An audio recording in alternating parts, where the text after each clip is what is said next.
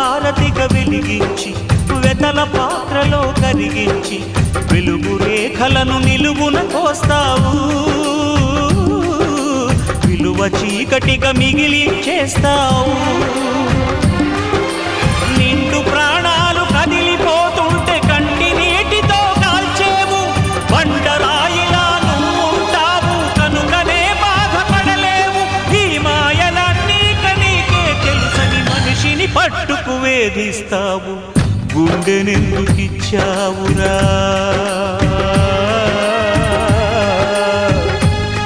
దేవుడా